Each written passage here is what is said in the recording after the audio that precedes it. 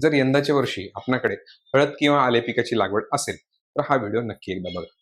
तर शेतकरी मित्रांनो, आपण आपल्या हळद किंवा आले पिकामध्ये कमीत कमी 3 ते 4 वेळा तरी टप्प्याने आपण खतं देत असतो. मग ते बेसल डोसद्वारे देतो किंवा दर 8 ते 10 दिवसांनी आपण ड्रिपद्वारे देखील वॉटर सोल्युबलचा वापर करत असतो.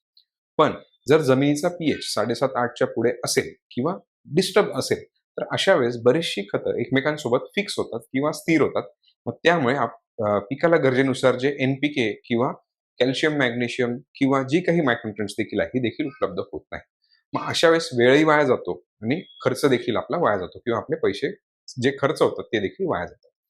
मग आता याला काय बरं सोल्युशन? तर मग यासाठी आपण जीवाणूंचा वापर करतो. यासाठी आपण वेगवेगळ्या प्रकारच्या महागड्या ग्रेड्सचा वापर करतो.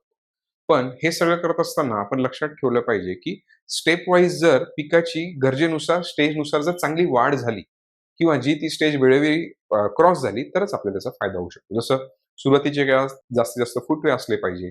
त्यानंतर मग त्या फुटव्यांची संख्या, त्या फुटव्यांची लांबी, जाडी, पानांचा आकार, रुंदी, त्याचबरोबर खाली मुळांची वाढ, कंदाची वाढ, हे सगळं झालं पाहिजे. मग हे होत असताना सगळ्यात महत्त्वाचं अन्नद्रव्य जे असतं ते म्हणजे कॅल्शियम.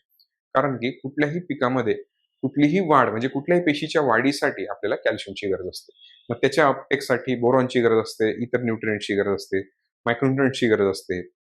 तसेच हे सगळं करत असताना जे काही मित्रजीवाणू मित्रबुरशी ज्या असतात, की जे आपल्याला अन्नद्रव्यांची उपलब्धता करून देतात, जे आपल्याला सड, कंद, कूस, जे काही अडचणी जमिनीतील असतात, निमॅटोड किंवा हुमणी या सगळ्यांवर जे काही मित्रबुरशा काम करत असतात. मग या सगळ्यांना अ, एवढं सगळं काम करण्यासाठी एक विशिष्ट किंवा एक प्रचंड ऊर्जेची देखील गरज असते. आणि मग हे सगळं करत असताना जर आपल्याला हे सगळं एकाच किटमध्ये मिळालं, की जेणेकरून मायक्रोन्यूट्रिएंट्सची देखील उपलब्धता होणार, जेणेकरून पिकाला कॅल्शियम देखील चांगल्या प्रमाणात आणि लवकरात लवकर मिळणार आणि जे काही सूक्ष्मजीव जमिनीत आहेत, ते जास्तीत जास्त सिम्बायोटिक पद्धतीने आपल्या पिकाच्या मुळांना जोडले जाऊन काम करू शकणार. तर असं आपण किट ॲग्रोथमिसाने बाजारात आणलेलं आहे. तर याला जिंजर आणि टर्मरिक किट या नावाने आपण संबोधलं आहे आणि हे तुम्ही सुरुवातीपासून शेवटपर्यंत कुठल्याही स्टेजला ती स्टेज पार पाडण्यासाठी किंवा चांगल्या पद्धतीने पुढे जाण्यासाठी याचा वापर करू शकता.